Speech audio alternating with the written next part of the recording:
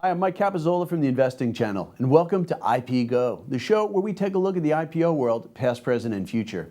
We recently saw the publication of quarterly research by SIFMA, the trade association for U.S. broker-dealers, investment banks, and asset managers. The report takes an in-depth look at various aspects of the financial markets, and one area it focuses on is capital raising in IPOs. The research is full of useful data and information and can be freely downloaded by members of the public. These 4 charts, taken from the report, shed light on trends within the U.S. IPO market over the last 5 years. We can see that the number of IPOs have been rising steadily over the period, and that 2021 has already eclipsed the previous 4 years in terms of the number of deals completed, even though we're only 1 month into the second half of the year. We can also see that the type of companies that are coming to market has been changing over the last 5 years, with small cap companies, which made up 88% of all IPOs in 2016, accounting for just 61% of deals so far this year. Businesses in the mid-cap space account for 33% of deals thus far in 2021. That's up from a figure of just 11% in 2016. The report doesn't shed light on what's driving those changes, but it seems likely that companies are staying private for longer and are able to fund and grow their business with the help of venture capital and private equity backers. And when they do come to IPO, they are far larger and have higher valuations, which bump them into the mid-cap space.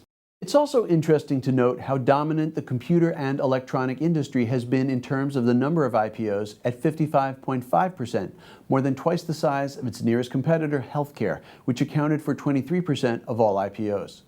Finally, we can see the influence that the SPAC phenomenon has had on the IPO markets in recent times. A whopping 360 listings through the first half of 2021 raised a combined $109.6 billion. Though, as the next chart shows, SPAC issuance looks to have peaked in April, May, and June 2021. The IPOs of real businesses comfortably outstrip those of SPACs in terms of the amount of dollars raised at IPO. We highlighted the forthcoming listing of Robinhood last week, and the firm has once again broken with tradition by setting aside up to 35% of its IPO for retail investors, many of whom will be its own clients.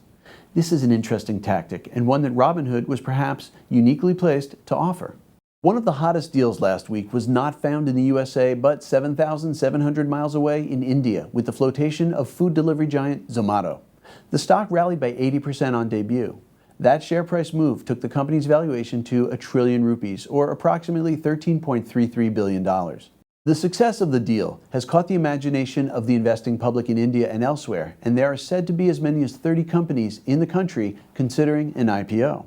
And with China and Hong Kong looking increasingly off limits, India could provide an alternative source of income for Wall Street. That's all we have time for today, but as usual, make sure you do your own due diligence before making any investment decisions.